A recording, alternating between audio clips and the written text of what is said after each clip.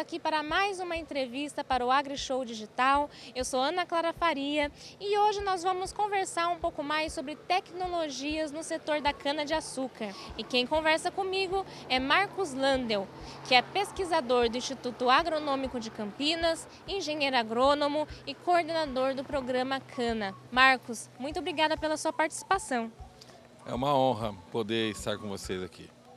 E Marcos, para a gente começar a nossa conversa, eu acho que seria bem interessante o senhor explicar um pouco mais sobre como que o programa Cana auxilia, nessa pesquisa, nesse desenvolvimento no setor sucroenergético. Nós temos uma estratégia de conhecer, primeiro conhecer bem como a cultura em todas as suas áreas, na área de nutrição, na área de preparo do solo, na área de maturação, na área de variedades. E a gente procura ver como que há essa inserção na canavicultura, né? E a gente identifica, faz prospecção de demandas, de áreas que precisam ser aperfeiçoadas. E estabelecemos nossos projetos de pesquisa sempre focados nessas áreas que a gente percebe que tem oportunidade de ganhos. Então, com as novas tecnologias geradas nos projetos de pesquisa, você depois apresenta para o setor de produção, você treina os produtores, os agrônomos e tal, e eles passam a incorporar isso no dia a dia deles. Então, o Instituto de Pesquisa, o IAC no caso, o Programa Cana IAC, ele atua dessa forma, em grande interação com o setor sucroenergético e desenvolvendo pesquisas de interesse para eles, porque essas pesquisas vão mudar o patamar produtivo deles. E Marcos, você tem aí quase 4 décadas, de estudo, de pesquisa dedicada ao setor sucroenergético. Durante todo esse tempo, o senhor poderia destacar o que principalmente mudou em relação ali à realidade das lavouras, as características das lavouras de cana-de-açúcar no país? Pode contar um pouquinho para a gente sobre isso? Bem, quando eu comecei a trabalhar com cana-de-açúcar, eu comecei naquele período logo após a implantação do Proálcool, no meio da década de 70. Comecei em 82. E naquela ocasião, a canavicultura, um canavial durava 3 cortes. Você conseguia dar 1, 2, 3, aí você era obrigado a plantar um novo canavial, né? Isso aí se devia por conta das técnicas agrícolas, mas também, principalmente, por causa das variedades daquela ocasião. Elas eram extremamente frágeis na sua soqueira, no seu ciclo posterior. Com os trabalhos de melhoramento genético, nós fomos selecionando variedades com maior capacidade de brotação depois de cortadas e com um número maior de perfilhos, de talos, né? E isso fez com que hoje os nossos canaviais durem mais ou menos 8 cortes. Então, de 3, hoje nós temos 8. Bem, essa brincadeira de 3 para 8 significa o seguinte: naquela época, a cada 4 anos eu era obrigado a plantar a cana. Então eu revolvia o solo, eu incorporava o calcário, o gesso, mexia, ficava exposto a chuvas, por exemplo, que poderiam causar erosão, né? A cana naquele período era toda queimada para colher, né?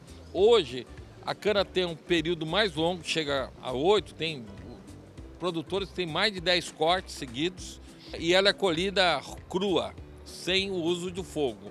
Então o que está acontecendo na área de um canavial? Primeiro, você não mexe o solo. Segundo, você tem um depósito muito grande de palha em cima daquele solo que se soma no primeiro, segundo, terceiro, quarto, quinto, sexto, são 10 cortes, são 10 anos depositando palha na ordem que é de 8 toneladas até mais de 20 toneladas de palha que é depositado naquele lugar. Então, você tem uma contribuição enorme da palha da cana na estabilidade desse solo, sem risco nenhum de erosão. Praticamente em cana-de-açúcar não tem mais erosão. Então é um cultivo, né, uma atividade de alta sustentabilidade ambiental e está mais perene. A cana antigamente eram 3 cortes, era uma cultura um pouco mais que anual, agora é uma cultura considerada perene. Essa é uma das grandes mudanças. E mudanças também nas operações, que antigamente era quase tudo era manual. Hoje tudo é mecânico, o plantio é mecânico, a colheita é mecânica, a aplicação de defensivos, né, para defender a cana é mecânico, tudo é mecânico. Usa-se muito drones para usar maturador para que a cana venha amadurecer mais. Então houve uma mudança radical, né? Agricultura de precisão nos vários itens, uma redução grande do uso de, por exemplo, defensivos em função da maior precisão de aplicação através de drones ou de outros equipamentos, né? Em relação àquilo que era há 30, 40 anos atrás. Então houve uma mudança muito grande. Os canaviais naquela ocasião tinham de 50 a 60 mil colmos, talos, por hectare. Hoje tem variedades que proporcionam até 110, 120 mil colmos por hectare. Com toda essa população, você tem um canavial mais coberto, mais sombreado. E isso tudo gera uma condição, uma microcondição, né, nesse canavial extremamente interessante. Retém mais a água, né, fica mais protegido, retém mais a água através da matéria orgânica que tem lá.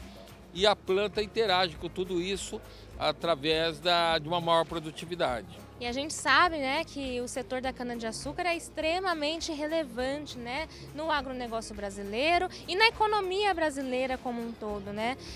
Marcos, você poderia comentar um pouquinho mais sobre esse impacto, né, essa relevância econômica da cana-de-açúcar para o Brasil? Bem, quando foi bolado o projeto do Proálcool, lá na década de 70, o mundo vivia uma grande crise energética por conta do petróleo, que saiu do barril de petróleo, que saiu de valores baixíssimos, $1, $2 por barril, e tinha dado um grande salto, né? Hoje o petróleo, eu nem sei, eu tenho que me atualizar, mas está sendo vendido a 60, 70, 80 dólares o barril. Nós chegamos a ter petróleo lá em 1970, 71, a custos bastante baixos. Quando aconteceu isso, houve um impacto inflacionário muito grande no país e já se estudava o uso do etanol, do álcool, como combustível para os motores de explosão. E o que foi feito com muita coragem na época, foi feito um projeto grande para se implantar a utilização do etanol como um dos principais combustíveis para mover a frota brasileira. E isso aconteceu com muito sucesso. Foi o primeiro lugar no mundo que isso aconteceu com muito sucesso. No momento que não se falava ainda de sustentabilidade ambiental, o pessoal ainda não se preocupava muito com o CO2 no ar. Era uma coisa... essas coisas ainda não nos preocupavam muito, né? A população nossa naquela ocasião, por exemplo, aqui do Brasil era perto de 90 milhões de habitantes, hoje é 214 milhões de habitantes. A população do mundo naquela ocasião era perto de 4 bilhões e meio, hoje indo para perto de 8 bilhões. Então, o impacto hoje é muito maior do que naquela época. No entanto, o desenvolvimento da cana-de-açúcar como biocombustível, ela foi um fator importantíssimo para que nós mantivéssemos as nossas cidades limpas.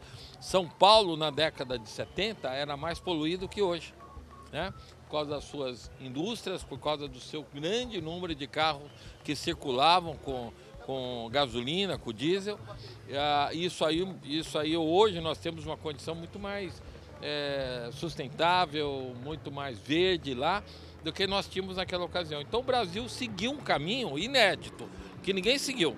Hoje todo mundo busca uma matriz energética mais próxima da gente. Os Estados Unidos foi atrás, né, através do etanol de milho, e outros países também tentam fazer alguma coisa similar.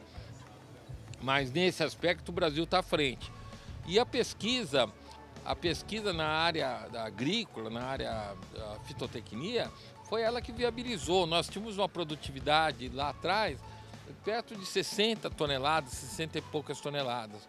Hoje, nós temos empresas e produtores, isso 60 e poucas toneladas com média de 3 cortes, 3 colheitas.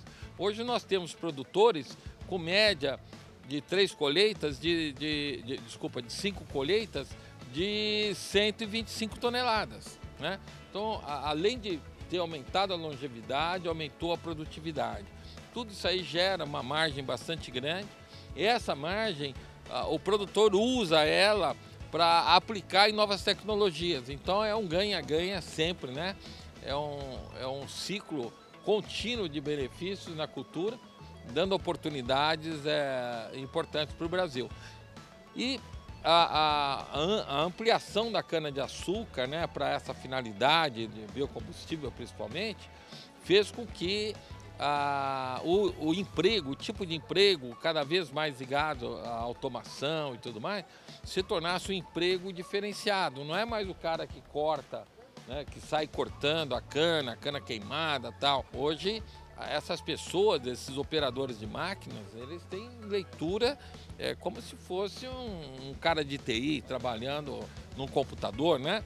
E são pessoas realmente de alto grau de excelência, que operam esses equipamentos e operam de uma maneira bastante eficiente. E com muitos empregos que diferenciam. Antigamente, o emprego era realmente manual. Hoje, o emprego ele é diferenciado, com valor muito de maior valor agregado do que era. E Marcos, você poderia também falar um pouquinho sobre as perspectivas, né, para os próximos anos, para as próximas safras do setor sucroenergético aqui no Brasil? O que o produtor pode esperar obter de novidades, de novas tecnologias, de avanços na cultura da cana-de-açúcar?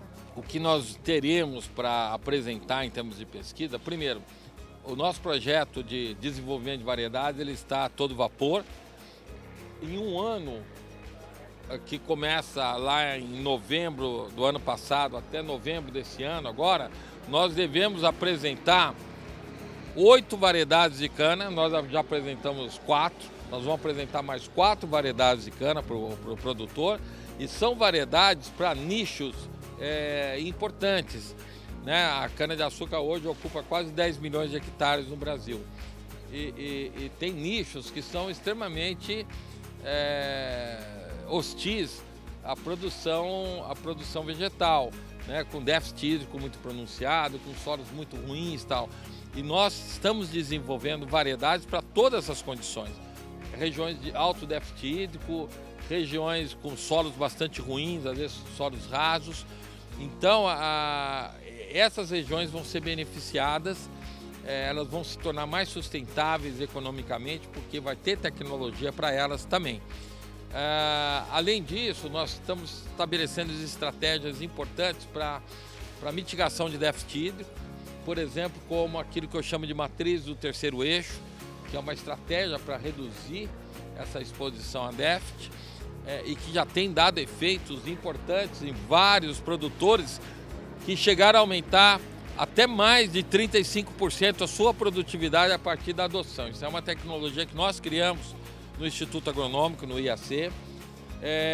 Então, além das variedades, dessas estratégias, a questão da muda pré-brotada, né, que inclusive está exposta aqui, que mudou. Hoje ela é aceita plenamente. Toda a canabicultura usa muda pré-brotada como uma estratégia de inclusão rápida de novas variedades. Antigamente, se lançar uma variedade, você tinha que esperar de 5 a 6 anos para que o produtor pudesse ter muda disponível e plantar. Hoje, num prazo de 1 ano e meio, o produtor consegue implantar canaviais de altas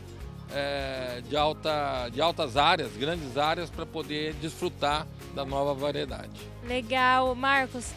Mais uma vez, muito obrigada pela sua participação aqui com a gente no AgriShow Digital. Muito obrigado a vocês, um prazer, viu? E sucesso! E nós encerramos por aqui a entrevista de hoje para o AgriShow Digital, mas lembrando, você sempre pode acompanhar o nosso canal de conteúdo, que tem as principais informações sobre o mundo do agronegócio. É só acessar digital.agrishow.com.br e conferir todas as novidades. Até a próxima!